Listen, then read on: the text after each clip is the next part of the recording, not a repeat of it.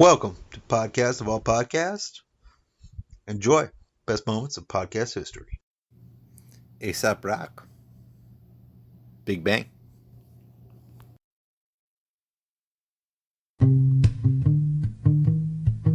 Well, so we meet again. He said he'd grown spiritually since last time. Okay, this is the dawning of the book of bitter aspects. When a jackal sit and watch the pedagogues flash breast. Poison function accompanied by 6 armor-clad black horse and buggy mechanisms tucked a portion of my severed vision.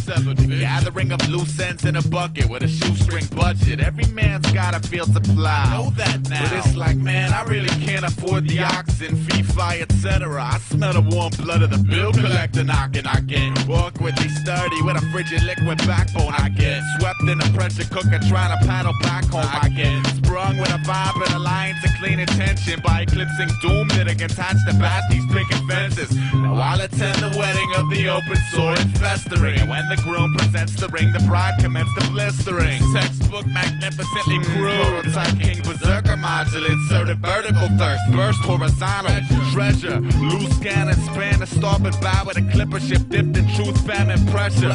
Cabin fever meter pegging ludicrous. Beautiful cartoon trooper swallow brutal futility with a teaspoonful of sugar. I rock ready aim fire while y'all rock ready fire aim. Then blame the stationary target while the prey escapes the frame. Merit bad marksman of Moshe, it's all the same. So I lay across the wood perpendicular to the grain. A big bang gotta be. Never mind, me up in the property. I wanna see you. Yes sir, sir. Yes sir. All with a tone cross or to the bone. One of the other brothers I was born for a long big bang. Shoving in a big dick, huddled in a tunnel of big dreams. I think big things. I'm a burn with the spittle out of mine and the prime concern to earn thanks. I'ma be a big bang. Be a big bang, gotta be. Never mind, me up in the property. I wanna see you. Yes sir, sir. Yes sir. All with a tone cross or to the bone. One of the other brothers I was born for a long big bang. Shoving in a big dick, huddled in a tunnel of big dreams. I think big things. I'm a burn with the spittle out of mine and the prime concern to earn thanks. I'ma be a big bang. Survivor of the woolly mammoth population, bottleneck effect, sort of born deaf, alien or shallow alchemy. If you gon' metamorph the base metal to precious, might as well steal from the rich, bewitch the peasants. I'm floating this homing pigeon out hell's kitchen window, left an SOS infested bottle nestled in his grip. So with a prayer circle with these party and hardy wild bellow, I observed him fly 10 feet, then drop the bottles to the devils. Fertile circle turn fertile crescent via bad investment. Despised every second, I guess I learned my lesson. If I made an angel in the snow for every rotting victim, there'd be wings to float this mothership up out the goblin system. Sticky panoramic contaminant planet in conjunction with phantom assumption. Gutter bug alumnus candidates. Well, I promise you I'll man the lighthouse just to help guide in your ship. If you promise to help pull this hook out my lip, bitch. Godspeed, straight jacket and ragged approach to circle suns via folklore pollutants derived strictly from a BC generation disgust. Community movement alluding to a no blood given, no recognition, life matter. I sup all night with a rusty hammer trying to build a fence around these magic beans my dreams have gathered. But that certain lack of avail, I sail a choppy lot with buoyancy like a bucket of rocks. I wanna be a big bang, gotta be. Never mind, I'll be a better probably. I wanna see you. Yes sir, sir. Yes sir. All with a tone course or to the bone. One of the other brothers I was born for a long big bang. Never than a big dig, huddled in a tunnel of big dreams. I think big things. I'm a burn with the spittle out of mine and a pride concern to earn thanks. I'ma be a big bang. I wanna be a big bang, gotta be. Never mind, I'll be up in the property. I wanna see you. Yes sir, sir. Yes sir. All with a tone course or to the bone. One of the other brothers I was born for a long big bang. Never than a big dig, huddled in a tunnel of big dreams. I think big things. I'm a burn with the spittle out of mine and a pride concern to earn thanks. I'ma be a big bang. Bang. Big bang. It's getting bigger by the second. Check it. I'm here to rock the tugboat and bid the elders farewell. I shook the buddy system wisdom till the civilers repel. I sell a barrel of spirit to dummy dimwit syndicate jackals. I'm broken arrow to the fucking bone. Broken poem. I don't really believe in God, but God, I'm scared to death of God. I swear to God, I never meant to spill the beans nor tear the pie, but it's like I hike an acre unimpressed and slept on a saber's edge enough times to splice Antichrist's favorite pledge. I wanna know myself. Sort of solo sheep amidst wolves and still my shepherd can't administer the proper push and pulls. I push the ghouls to man overboard, pull the bulls onto my sword and buckle down in a corner chair at a round table floor. Got an angel on my left shoulder, a devil on a polar. Got a mug of frigid, got a mug of solar. Slide over the recipes designed to plug the appetite for continuity by stitching togetherness theme congruent beautifully. I peel back hearts and lots, greet physics in the chambers, cauterize the wound and heads like gimme something major. Roadside prophetic ascent well. Enveloped in a mummy ribbon system, blistering in a wishing well. Big bang.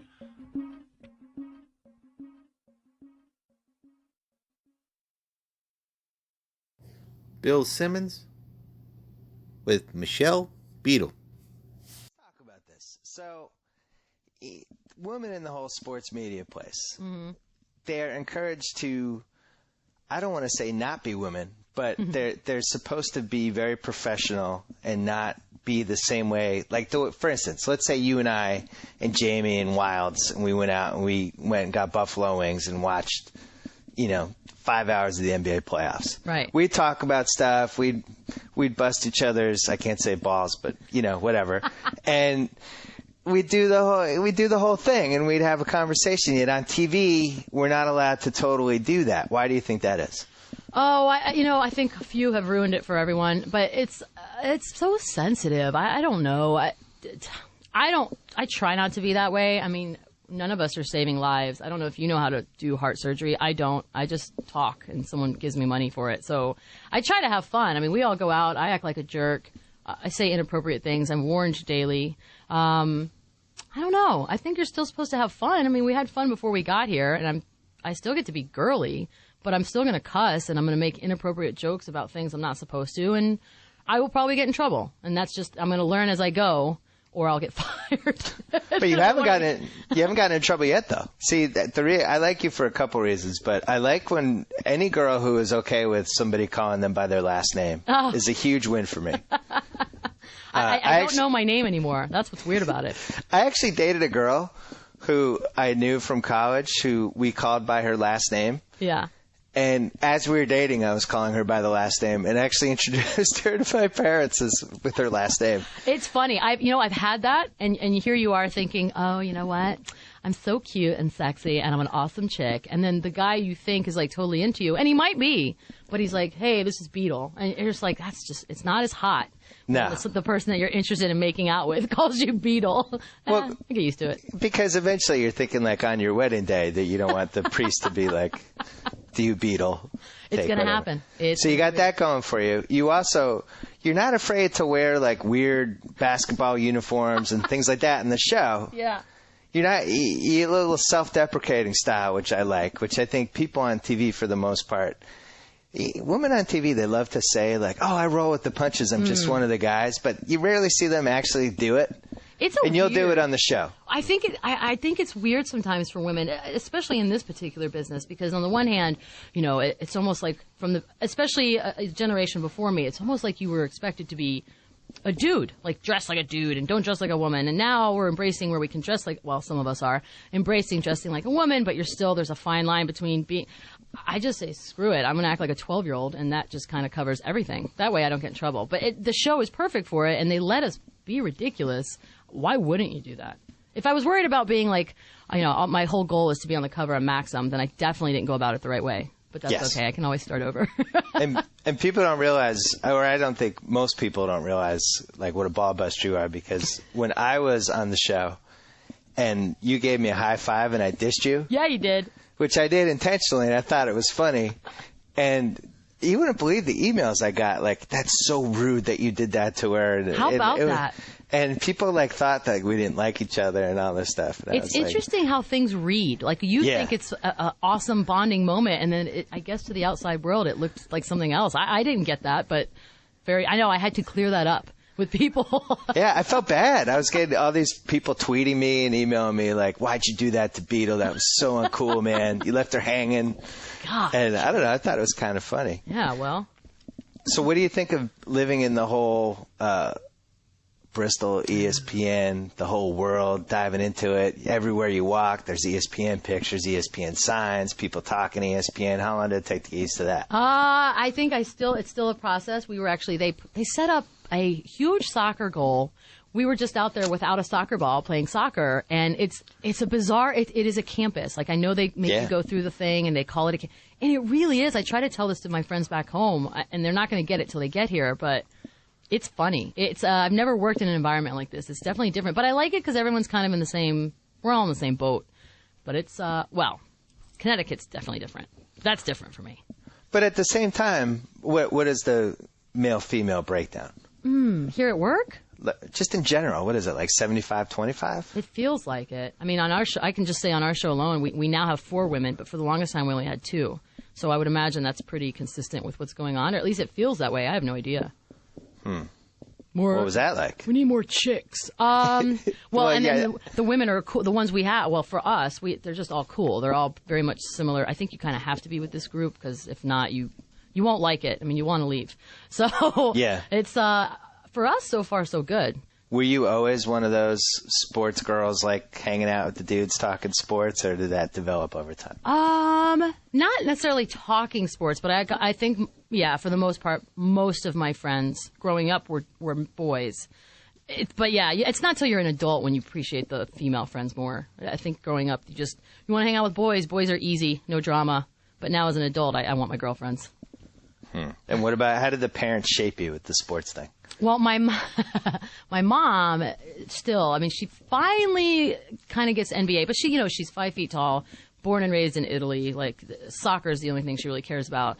And my dad, even though now he knows that I love sports and we talk Spurs all the time, that wasn't really his thing with me growing up. I think he kind of held out that my brother would be the big sports guy, and he kind of wasn't. And I think it took a while for my dad to realize, no, Dad, I'm the one that actually wants the autographs, not Robert. Now he gets it. I'm glad we brought this up, because I have the daughter and the son. Uh-huh. And my daughter's the budding jock. I actually think my son's going to like sports too, but I always wondered what would happen if she was the one who liked sports and he didn't. Is she older? She's 2.5 years older, yeah. Okay, yeah. See, I don't, it's interesting. I think I would assume that as a dad, you expect the boy, and you don't know what the girl's going to think. Yeah. And, if you're not ready for it, you don't embrace it. It took a little while, but now we get it. It's just, 15 years later. I'm of the opinion that a dad can brainwash his kid into liking just about anything. I would think so. If you push hard enough and you just really leave them no choice at all. That's what I'm banking on. Is that what you're doing? Yeah, you should see my son's room. He's covered in sports stuff. He has no idea. Oh, you know what? You're going to be so sad when he's like, Dad, I'm leaving and I've joined the Russian ballet, and there's nothing you can do about it. Dad, put Dancing with the Stars on. What? Oh, no. Shoot me in the head. Yeah, well, my daughter just started playing soccer, so I'm entering that whole sports parent world, which I've always made fun of, like, people in my family and stuff, or friends or whatever, like, oh, but my daughter scored 6 goals in, like, her 3rd game, and I was like, texting people I didn't know to tell them. See? It's like, hey, you haven't heard from me in 10 years. I just wanted to tell you my daughter scored 6 goals. I almost tweeted it, and then I felt like that, like, people would make fun of me. I don't think so. There are guys, like Jay Crawford does it, like, and he loves to brag about his son. Like, I think it's kind of interesting to watch Schlereth the same way. I like reading. Like, it's the different side of everyone, because we see one side. I kind of like it, actually. Yeah, I will tell you that rooting for your kid so far supersedes rooting for the professional athletes for the teams that I root for. I hope it's so. no contest, because it reinforces the whole rooting for laundry thing all over again. Well, and she's reflecting you, and in some way it looks to you if you're an athlete or not, if she's good. Yeah. Well, see, I married my wife partly for the genes. That's smart. I'm not going to lie. Honestly, it's probably the only reason to get married. We were in a touch football game, and she dusted one of my roommates like 4 times, went deep on him. I was like, I got to get in on those jeans. That is so awesome. And I didn't mean the blue jeans. Of course not. God, I was looking at her like the way the Russians would look at potential Cold War candidates to put in their like boxing programs and stuff. Don't care if you have anything in common. It's just going to produce something awesome. Well, it was like the thing that pushed it over the top, where I was like, I better lock this down to a free agent long-term deal. I get the year-by-year thing. So you start Sports Nation. The show is an hour, even though we all agree that it probably would be better off as a half hour, but they say, no, it needs to be an hour. Then the research starts coming back. This is a great show. It should be a half hour. But yet you guys stretch it into an hour. We do. 5 times a week. How do you not run out of stuff? Well, TV viewers, I think it's similar to radio and everything. Everyone listens in spurts. There's all that, the numbers and the suit stuff behind it, about 11 minutes or something. So, a lot of times whatever we talk about in the last segment of the show is very similar to the first segment. We just change the style of it a little. It's hard. I mean, there are days, like a random Tuesday in the middle of the summer, there's nothing to talk about. But that's when we just get to be goofy. I mean, the other day we had Maury Povich on. There's no reason to have Maury Povich on other than it's just weird, and it's awesome. And he's great. So we just figured out, these guys, I don't know, they're creative, and I guess we just we're making a fool of ourselves. Some of these things aren't working and some do. And we know as soon as we try it that it's not working and we just won't do it again. But kind of learning as we go. I feel like we tweak every single day. Every day is about something else. Yeah, I like that you're adding stuff and you're taking chances. You're doing exactly. As you know, I have some friends that work on the show. Of course, yes. Including, initially Dave Jacoby, the czar of reality TV in this podcast. I mean, he's crazy. He is. And Kevin Wilds, the creator of Half-Baked Ideas, who also comes on. Yep. But that's... About Last Night with Adam Ray, Brad Williams, and Dana Carvey. Enjoy.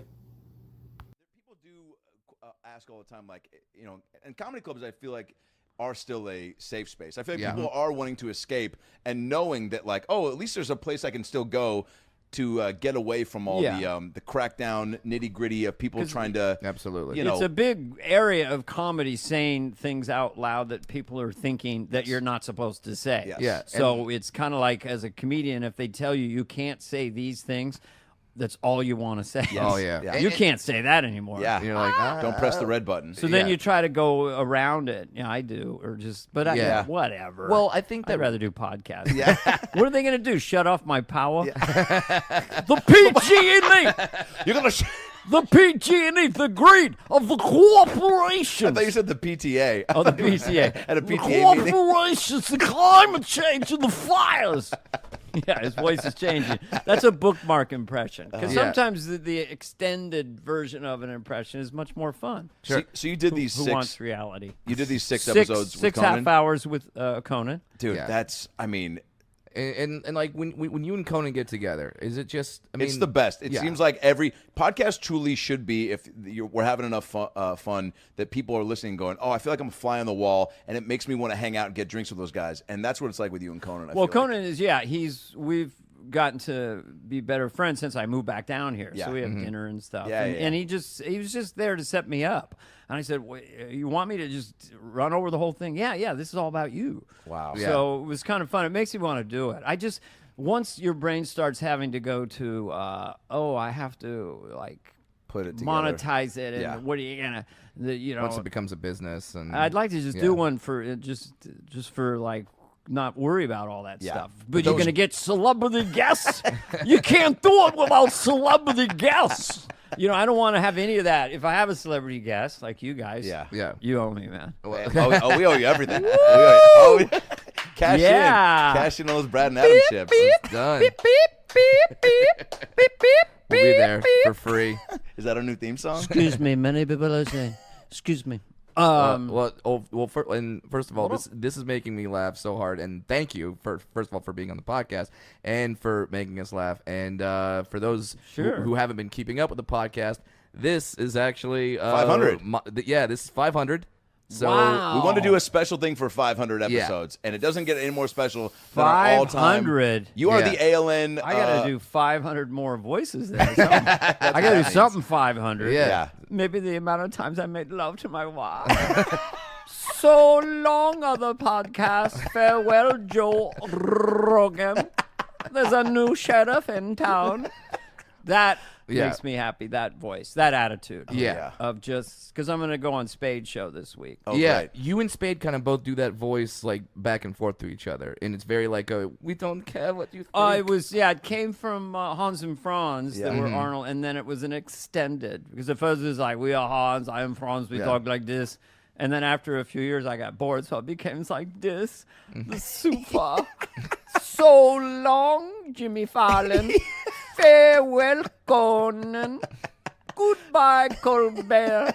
There's a new sheriff in town. Lights out.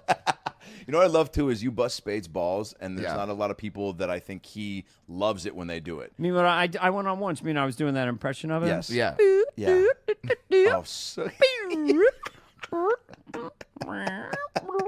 I'm supposed to I go didn't realize on. Spade was so much sound effects. And Yeah. He does a lot of sound effects. He's the Michael Winslow of the... The Michael, that guy was amazing. Or is Unbelievable. amazing. Yeah. Just, I'm supposed to go on Spade's show Wednesday, and I think it's probably good to promote. I guess I'm going to do, because I was just having dinner with him, and I started doing Scarface doing stuff, and he loved it so much that I guess it's going to be, what would Scarface say? So I'm just going to come out and riff it. Oh, my God. What do you want, man? What you going to say? What you going to say? A Cardi B? Cardi B? But the thing is, every time he says something, at the very end, he's going to say, she's got a great ass. That's the catchphrase, even if it has nothing to do with it. It has to do with Scarface, but it is a Pacino line. But I like doing that. So it works. Yeah. I like doing that. John Lovitz ran into Al Pacino at a party. He goes, Dana does you.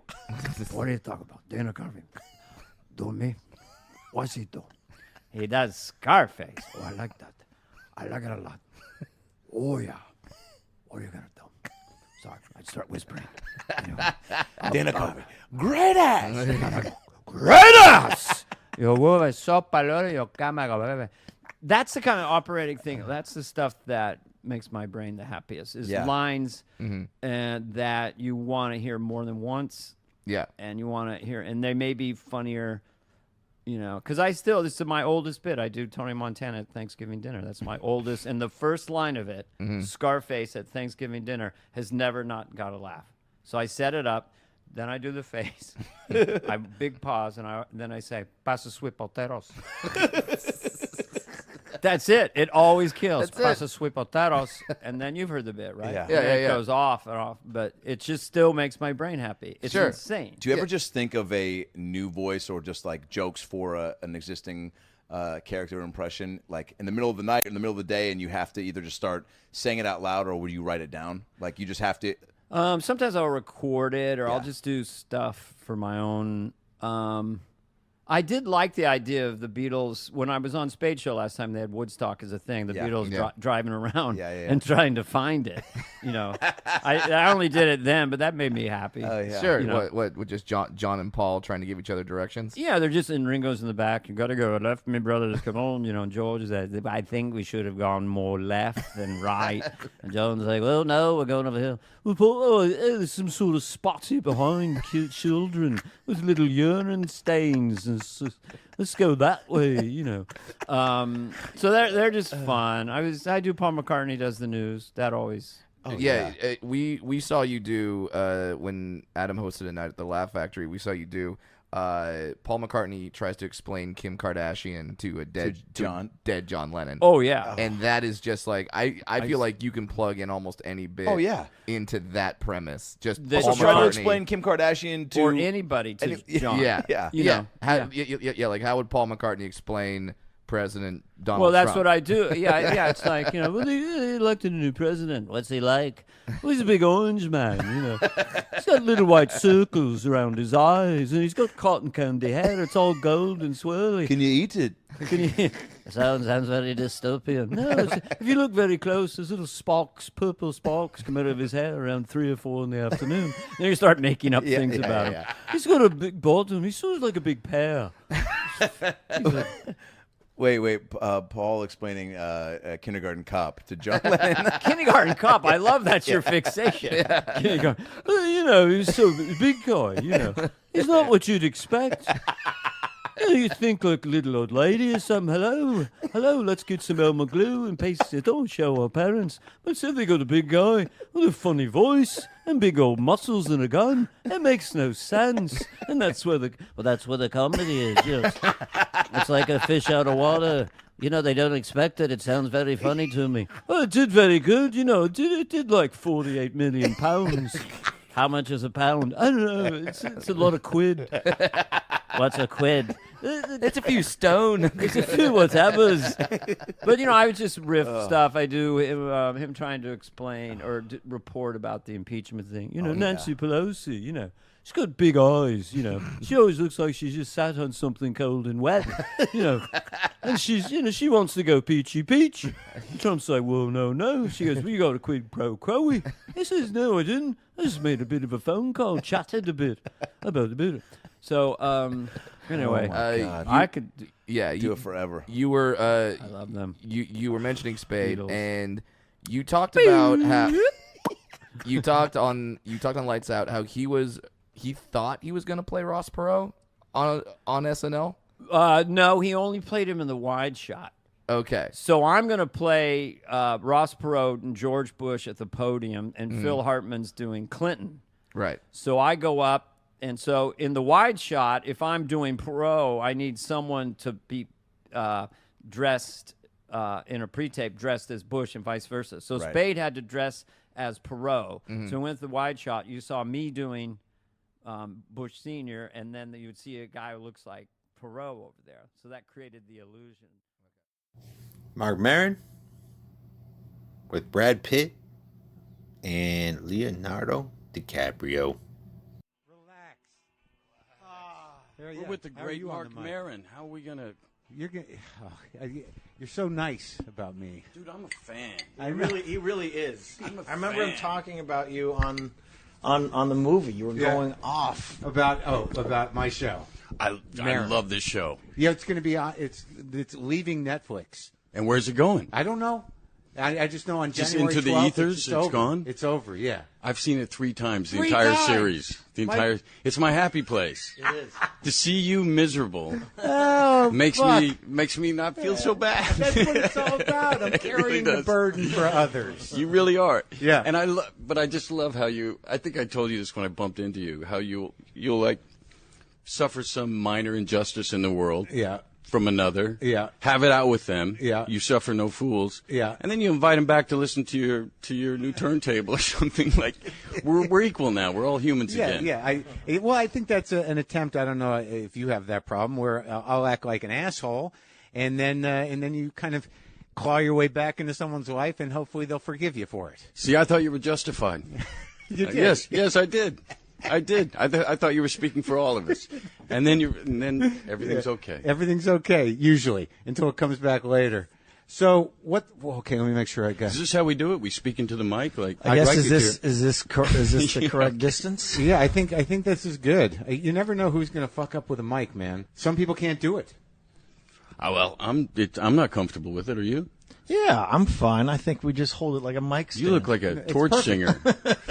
I'll tell you what. You do look comfortable. There was a big problem with, and I'm not being mean, but John Turturro talks a lot with his hands. So there was a lot of this happening. Right. He's Italian. Yeah. So if you listen to that one, you get a lot of back and forth. But when you have the comfort of the garage, aren't they set? Aren't they hanging? Yeah, of course, man. Right. They're on booms. It's when you're on mobile here. You guys couldn't make it out to the garage. That anything could happen. Yeah. I know. I was a little sad. So what just went on in there?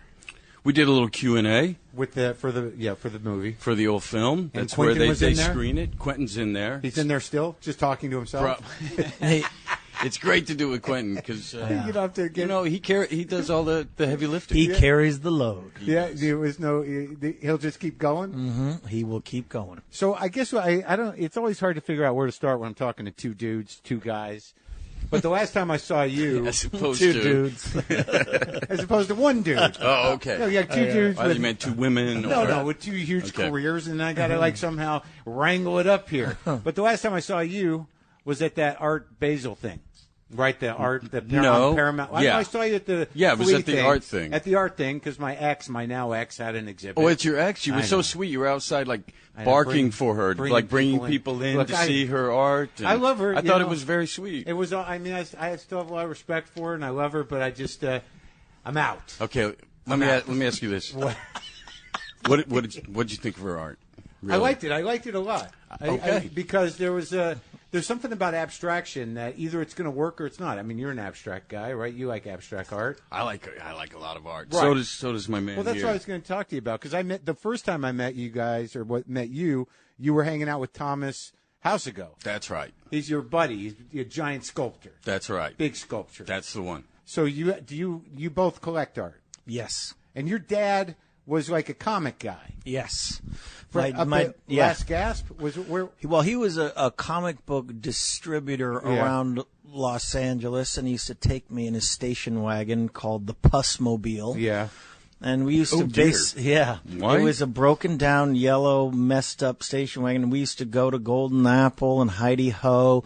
Basically, every weekend of my life was trucking around to comic book stores and head shops, selling Duran Duran posters and the Fabulous Freak Brothers and Cherry Pop Tart and all these Art Crumb stuff. All Art Crumbs. My dad's actually friends with Art Crumb and Robert Williams. Right, I know. I interviewed Robert. Oh yeah, he's amazing. That's like one of his best friends. Really?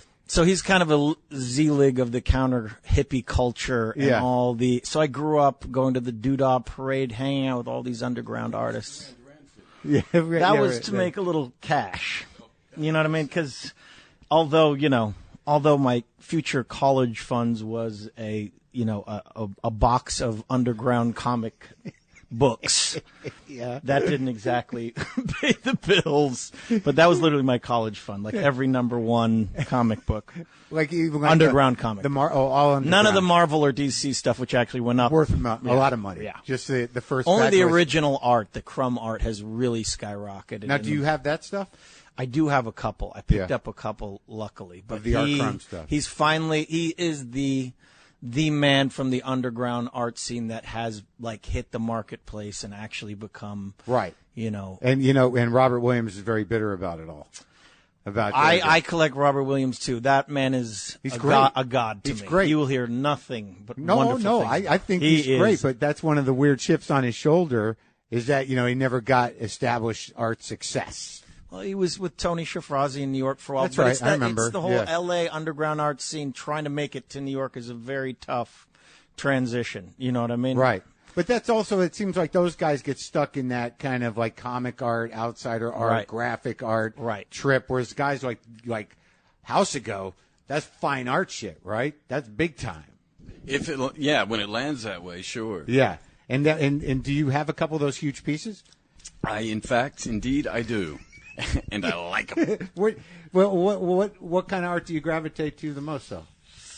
Ooh, I wouldn't know in your how collection. to describe that. I don't even say. Even the word collection kind of bothers me. It kind of makes me go. Yeah, right. You're right. Right. But you're not buying it as an investment. No, never. Just certain things that move me, and I like to be around each day, and might inspire my kids or something. Yeah. I don't know. Some of Thomas's stuff could scare them as well. But do you do sculpture or anything like that? I have been on my own. Really? Yeah. Just like because what we do is such a collaborative sport. Sure. I found that for the better. Yeah. For the worse sometimes. I've seen performances improved, enhanced, like on this one. Yeah. Or I've seen them, take a beating. Right. And to do something that's just you and on your own and very solitary, I find very meditative. Well, yeah, that's the weird thing. I mean, because you guys both see what you do as art, right? Yeah, I hope so. Have you?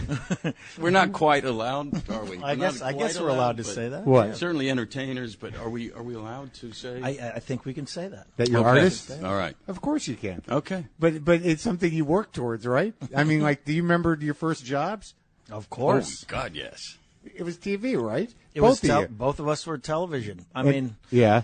Did that help out in knowing this part in this movie, the whole TV world? I think for sure. I mean, I think the truth is, what was so great about Quentin's script was the sort of outsider approach that he took to the industry. Two guys that were certainly my character, being on the brink of extinction, right? As the hippie cultural movement is coming into play, and he's like a remnant of old hat Hollywood sort of cowboy television, and he hasn't made that transition. And as a byproduct, Cliff, my psychiatrist, security guard, houseman, is suffering the consequences too. And of course, Roman Polanski moves in next door, and that symbolizes everything that we aren't, right? Sure, and are trying to be, right.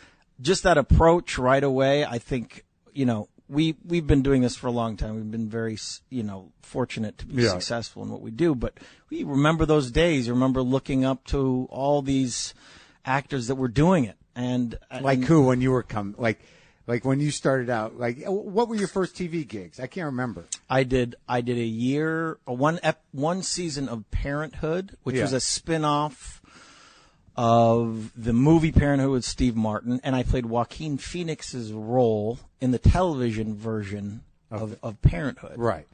So I actually studied Joaquin Phoenix's performance in that to get my first job. Did you? Then I do that today. Exactly. And then I did Growing Pains, which I did a whole season of Growing Pains. He was on a few episodes. And you were?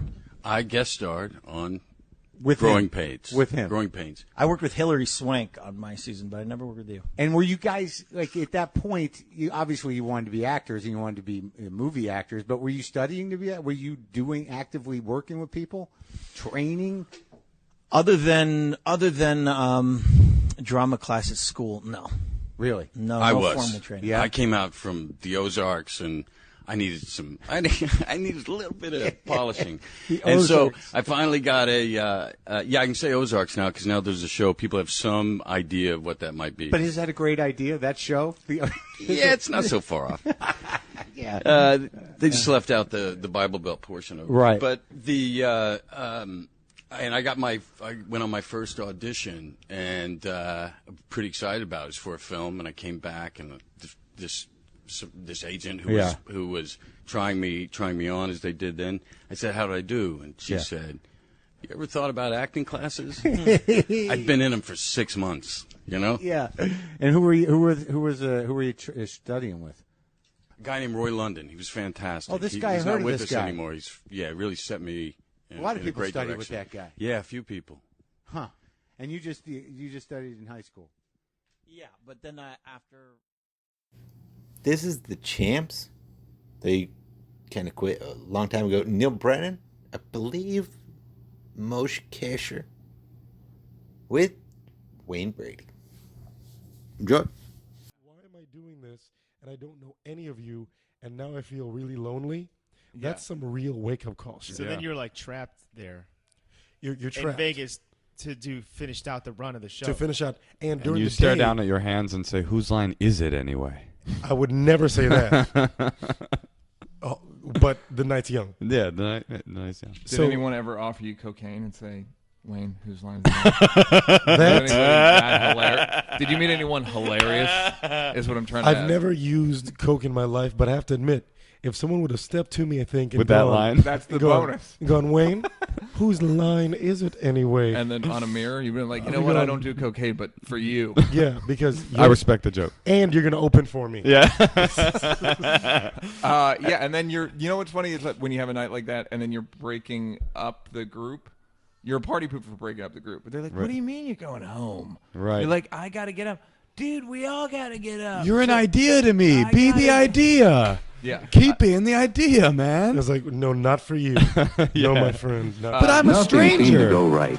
But I'm a stranger. You owe me. Because I've watched you on TV. I got an idea of you. You got to live. Have you ever read Jay McInerney's It's 6 a.m. Do You Know Where You Are? It's a short story. No. Jay McInerney? Was that how you say it? Yeah. Sorry to all of the literary his gods. stories I've read. Yeah. You would love the story because it is about a man who is stumbling out of a club in New York City at 6 a.m. and just losing himself. He has done cocaine. Somebody approached him with that line, and he is losing his very self in the moment of like. It's a really powerful short story. That's a real moment. You know, that's a real, and then it causes you to go, why am I here in Vegas? And did I make the wrong career decision? You keep doing wider and wider shots. You're like, you start on like a close up of your face, then you go wider. Like, why am I at a nightclub? And you're like, wait, why am I in Vegas? Why is Vegas here? Yeah, why does Vegas exist? That's always Vegas. That's what I like about Vegas. It's like, what are you doing here, Vegas? You have no reason to exist. But there is a reason. I love this place. Vegas is where everyone goes to do the shit they wouldn't do in their own homes and in their own towns. And that you would never do an improv show. They go there to be assholes. I would never do an improv show. Well, no, because of Vegas. No, he's there to entertain those people, essentially, right? And I meet those people in the bar and walking down the street, and the things you see people just pissing on the corner, or the things that people will say to each other. Right. It's amazing who. It's weird to think that person in real life might be an accountant. Yeah, maybe totally. a doctor. Totally. Right. But tonight, I'm wearing my Affliction T-shirt. Yeah. Tonight, I'm a piece of shit. Dog. And if you call somebody on it, they will look you straight in the face and go, "It's Vegas, Wayne." Totally. It's like did you come up in clubs or no? So like the famous girl in the club is "It's my birthday, girl." It's my birthday, and you're like, but you're ruining the show. But it's my birthday. It's everybody is "It's my birthday, girl" Now in Vegas. I just don't care. Because I'm allowed. Yeah. It's like, but no, bitch, you're not allowed tonight. You are not. And now that I've done clubs in the past few years, now I've learned to put that person in their place. Right, totally. Handily. I bet you're fine at that. It's not it's not about you. Yeah. But it is. But she's too drunk and too birthday to even care about your moral lesson. You've been, well. And then I'm the jerk because I am that guy who likes to give moral lessons where there shouldn't be any. It's like, is that true? In your act, you'll be doing your act, and you'll be like, look here, woman. What's your name? Carolyn. Like, you'll go off on her? You are somebody's daughter, right? Now, do you think your daddy is happy that your large ass is half naked, standing on a stool in the middle of my... I just came to... What? You just came to... You're a whore. Yeah. Let's make a deal. Let's make a deal. He looks like a white Eddie Murphy. Wow. What is that? What was that? What context was that ever said in? Nothing ever has context on this show. You know what I always say? If you want to know, it's not that exciting. It's some screen tests for Best Week Ever. Oh, That's cool. funny. Someone was feeding Natasha lines and. Oh, that was Natasha Leggero. Very good. All right, let's back up. Who are you? Where are you from? Did you bring condoms with you? No, I did not. All right. So raw you're dogging from, it. Where are you Strictly from? raw dogging Where did you it. grow up, and then how did you tell me your showbiz arc? I'm from Orlando, Florida. Grew up, started doing theater when I was 16 and doing TV there, doing all the low-budget syndicated TV shows that came through, The Adventures of Superboy. Sure. This is late all of that 80s? stuff. This is late 80s. Late 80s. That's okay. I graduated from high school in 89, started working at Universal Studios, doing the Ghostbusters, the theme park show. Awesome. And Beetlejuice rock and roll show and singing doo-wop. I was a break dancer. At Universal? I'm at Universal in Florida. What was the moment where you realized, I got to get the fuck out of Florida? It was when I was doing, and I've had a few of these moments. Florida bottom? Yeah, day 3. It was day 3. It was 3 days old. Day 3 of my life. And I was doing the Beetlejuice show. And you were playing Beetlejuice? No. I was doing Dracula. Because in the Beetlejuice show, Beetlejuice brings all the Universal monsters to life and changes them so they become the current incarnations. So it was okay for Dracula to be black because then he becomes this sexy soul-singing Dracula and the Bride of Frankenstein. That sounds like a very racially sensitive choice that R&B. director made that wrote that show. Yes, but not all the Draculas were black. Okay, Some were got black. it. Okay. So it was up to your own interpretation. Sure. Great. Because I also did the Wolfman, who the Wolfman, they did skew it very black in their minds because the Wolfie had to do a break-in number. So you had to be able to He looks like a black Jeff Goldblum. And you had to do your best Jeff Goldblum, which I wasn't good at. And then I was on stage, and I realized that the other people on stage, not to sound like a snob, they sucked. A lot of them didn't sing as well, and I believed even if you're doing a theme park show, be dope, be great at that theme park show.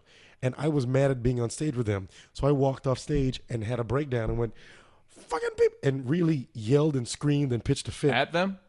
In general, to the universe, in wolf and said, costume, you all suck. Yes, no, in the Dracula costume, which is even why is it like this? Why I want to suck your blood and succeed in Hollywood. You two suck. Then I started counting. I'll give you 2 reasons. So I quit and then went to go work on a cruise ship because I was going to show them how good I was by being the lead singer in a cruise ship show. Did you have the cruise ship job lined up when you went on? No. You grab your fangs and throw them on your manager's desk. I'm going to the high seas, motherfuckers. I'm seasick, bitches. No, so I quit and then auditioned for the cruise ship the same day. Oh, great. Because, in fact, it was the cruise ship audition notice that I looked at and went, you know what? Fuck you guys. I'm going to leave here and go do that show. Didn't have. So this does really sound like a Wayne Brady movie. Right, You know totally. what? Fuck this. I'm getting out of here, baby. I'm going to high seas, and I'm going to make a star, and I'm going to learn how to swim, and then I'm going to learn how to swim. I'm going to shuffleboard, and I learned to shuffleboard, never learned to Think swim. outside the bun. This podcast just got racist. So racist. Wait, but to be fair though about your story, I think that it wasn't that Universal Studios had hired crappy people. It's that you were perhaps out too talented to work at Universal Studios. Well, I'm not gonna be a dick and say. I'm just saying, look at you now. No, but were they? I'm assuming that's just a bunch of Florida high school theater nerds. No, but that's the thing. When they audition at that point, you're getting people from all over the country who are performers who audition for that job. Yeah, this is the best of the best. Well, apparently not. But I was thinking at that point, if we all got cast for this thing, you need to be great. Right. And I'm sick of working with people that are not great and they weren't inspiring me. Some of them were great and they're friends of mine to this very day. Mm-hmm. But the others who weren't, they made me angry. And that's been a common theme in my own life. I just get mad when I feel that the quality around me, that if we all got cast to do this thing, let's all be good. Or you be better than me so I can climb up on your back and learn. Did you have a spark in you working at that time that thought, you know what, I'm going to make it. I'm doing this. This isn't just some job at some theme park. This is the beginning of my art. That's what I thought when I was 16 years old. I said, I'm going to do whatever jobs I have to, and I'm going to learn everything I have to, because one day I'm going to be something. Now, I don't know what that something is. Sure. It could be I'll be the most well-known guy at this theme park. Right. But I'm going to do something. Mr. Universal. Right. Yeah. But it's going to be big. Beetlejuice. Beetlejuice himself. One day. That's the big promotion. I'm going to be the juice. All right. So you were like, all right. So then how long were you on the seas for? Just a couple months, because I was the Norma Ray of the cast, and the working conditions were really. Explain that to people. To those of you that don't know Norma Ray, she was a work activist that helped the working conditions get changed in wherever she worked. I'm gonna forget the movie now, but Norma Ray. Oh, That's the name of the movie. What the? Don't forget the line. Don't forget the name of the show, and don't forget the movie. Done. Really, I think I have professional Alzheimer's. Well, it's funny because you're so sharp and quick, but maybe that's why you're just a person who's been in improv as long as you're probably just tossing information out at a rapid clip. And I wish, you know what? That's the story I'm sticking to. There we go. At least it sounds good. So whenever I forget something, that's why, because I'm thinking so fast. I got a lot of stuff up there. Hey, Can I get 10% of that lie? Yes. Awesome. The sad part is I'm going to forget that. Okay, very soon. Here's some bad news.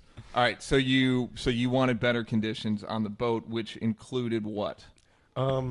Limes to suck on to avoid scurvy. I wanted to not get killed. They had that set was falling apart, and there was a door. You know the big metal. I forget the hull doors that close to the sea. Yes. There was one the plank that you had to go out to where they kept the slaves, and I tried to free them. Marc Maron with Brad Pitt and Leonardo DiCaprio. Back in these days of wood tables and fan-made art. Yeah. You know, all the cool shit. Yeah, this looks like the footage that you see a cop shooting a black person on. Oh, dude, I need one of those stickers. I need one of those Duncan Trussell Family Hour stickers for my computer. I will get one for you, man. I love that.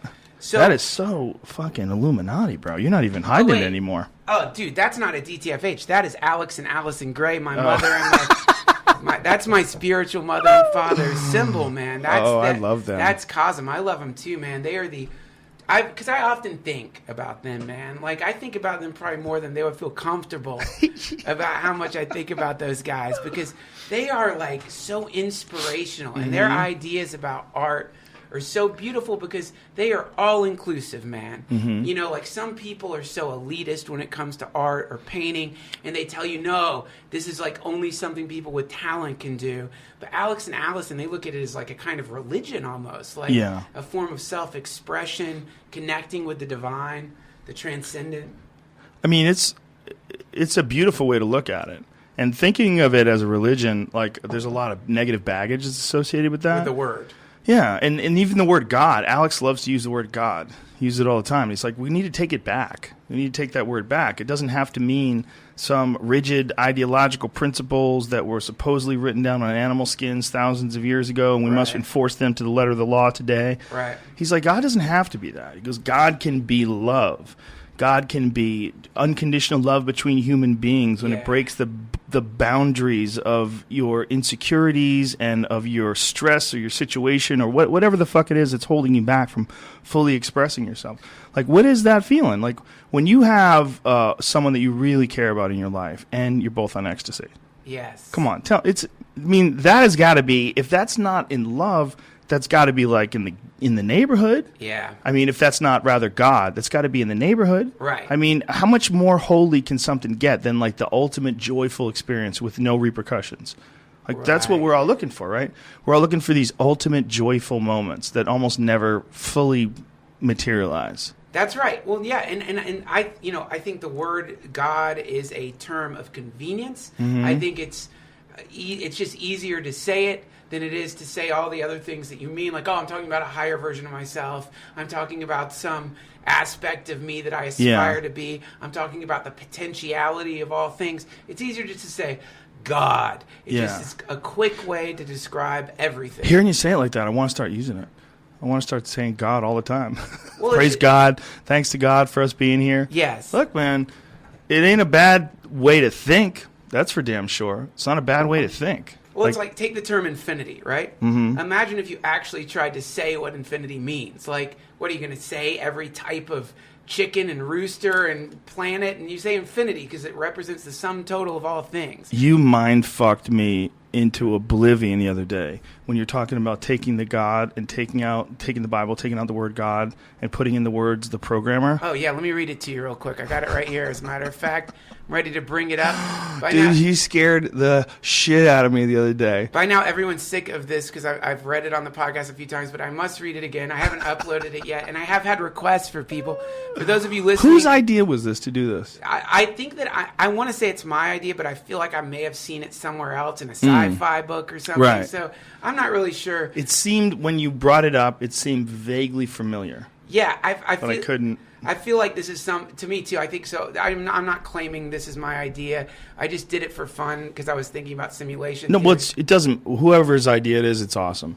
It's so weird when you do that. Well, that's. Just take away a name and change a name, and then the story becomes insane. Well, yeah. Well, it's because religion was using at the time terminology that was the highest technology they had. Kings and lords and angels, those were just high-tech words for them. So if we replace those words with our version of high-tech, then suddenly it starts making a little bit more sense. So this is the book of high-tech?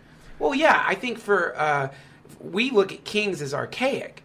But right. If you're talking about people like, now I think Terrence McKenna would say the idea of a king is a terrible patriarchal male dominator culture exit from Eden, but another way to look at it might be here's an organizing principle to transform society into something that's organized and is a temporary bridge. We needed kings to get to where we are now. Who knows if we did or not. Did we? I don't know. It seems like maybe. I always look at all aspects of it. People get annoyed at me for doing this, but I try to, at least at one point in time, whether I'm married to it or not, I like to look at all aspects of human behavior as being natural. Just like I would look at like weird things that wolves do, where they force the older wolves out on their own, like this weird, creepy shit that wolves can do, like to kick the old alpha out. Right. They'll have that poor bastard wander into the woods on his own, trying to get by.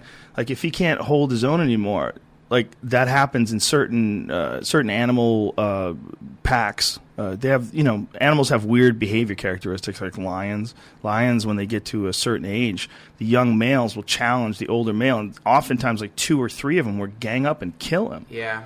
It's crazy to watch. I don't know if you've ever watched those videos where the young males gang up on an old dominant male. I haven't seen that. It's dark, dude. It's dark. But it happens every time.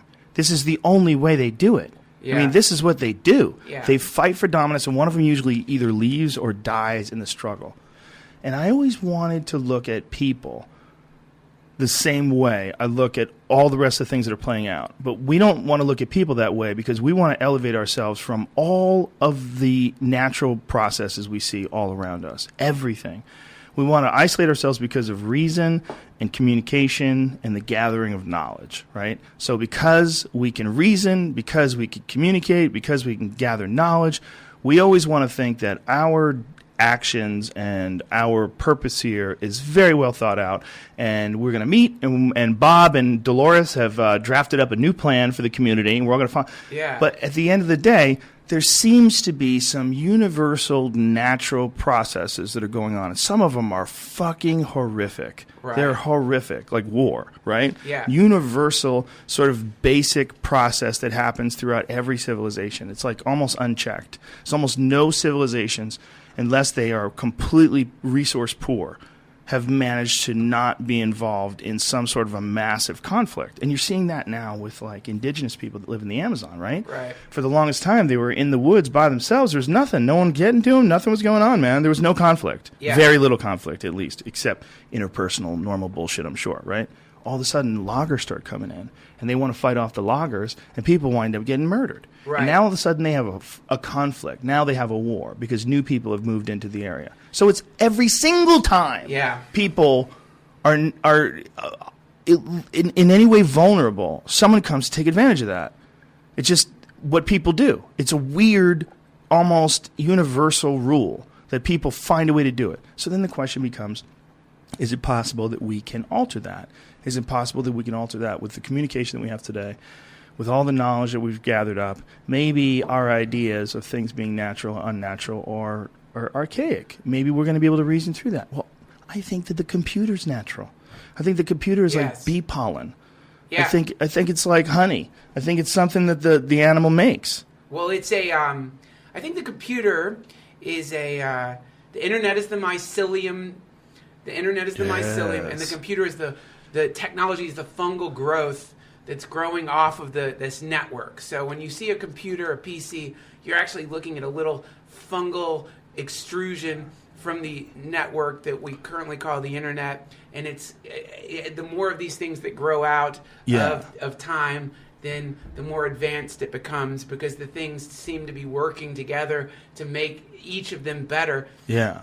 Dude, I have gotten so sucked in because of VR. I've gotten so sucked into this virtual reality and building gaming PCs that I go to sleep now watching people build gaming PCs, because it is fucking nuts to see these badass machines that have like liquid cooling tubes running through them that the designers have made look like blood, and LED lights that are kind of pulsing because it is kind of alive. And you just went into VR. Right. We can talk about that in a second, but you've seen now the potency of technology, and that it is now actually opening up many alternate dimensions for us to experience. So what we're looking at, to me, it's like, yes, right now we have war. War is an inevitability historically. It seems like a thing that can never go away. But upon experiencing virtual reality, I have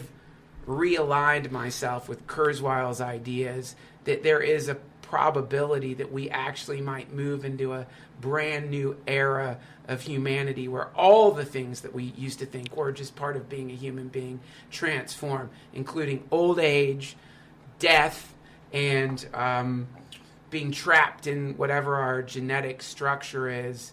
That's like an old thing. You're your body. You're stuck in your body. You're always going to be your body. This is a thing that people have gotten completely used to. It makes a lot of sense. But now we've got...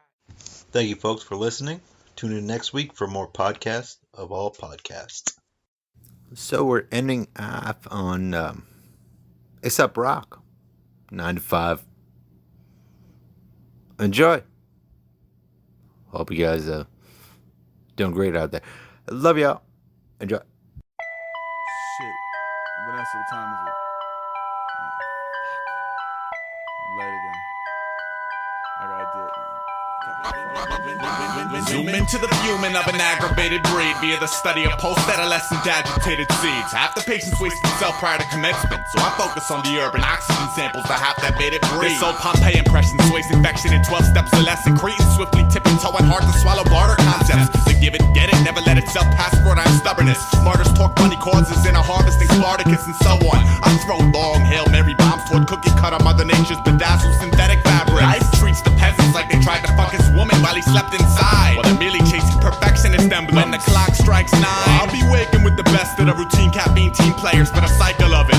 Under a dusted angel harp string, Big Brother is watching my odometer like buzzard to falling out, talking stealth. We got babies, rubber stamps, and briefcase parts. You on some door to door now, order $10 or more, we'll shove it down your throat for free. I sacrifice my inborn taste tendencies for copper pennies for one commander. Give me that so we can retain baby fat. Mega biter, snake bedlam, Holocaust, freak, heckle, shiesty, brain, headroom, shake planet. Make a move, pause, make a move, break cannon. Bend barrel, 180, U-turn, squeeze, end it. It's on like it's never been. It's bleeding well, bigger than a bread box. It corrodes my leaky finance. I'll take my seat atop the Brooklyn Bridge with a Coke and a bag of chips to watch 1,000 lemmings plummet just because the first one slipped. Sometimes I laugh at victory, kissing these little question marks. I tend to underestimate my average. Just another bastard savage. Someday you'll all eat out of my cold hand, cause every dog has its day, at which point I pull it away. Now we, the American working population, hate the fact that 8 hours a day is wasted on chasing the dream of someone that isn't us. We may not hate our jobs, but we hate jobs in general that don't have to do with fighting our own causes.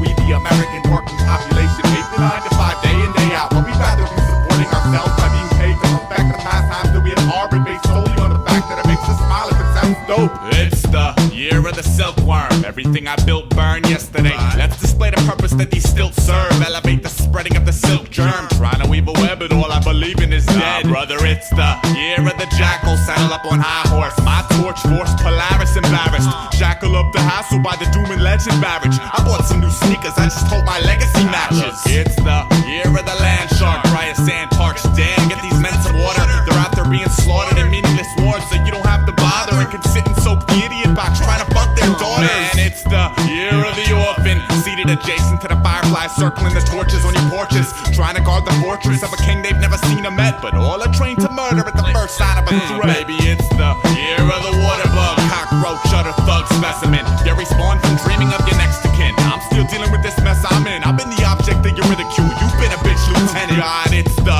year of the underpaid employee, spitting 40 plus a week and trying to rape Earth in my off time. You bored dizzy, I can't keep myself busy enough so you can run, and I'ma let you think you won. Everybody, we the American working population hate the fact that 8 hours a day is wasted on chasing the dream of someone that isn't us. And we may not hate our jobs, but we hate jobs in general that don't have to do with fighting our own causes. We the American working population hate the 9 to 5 day in, day out, while we'd rather be supporting ourselves by being paid to perfect the pastimes that we have harbored based solely on the fact that it makes us smile if it sounds dope. Mama let her bed and stumble to the kitchen.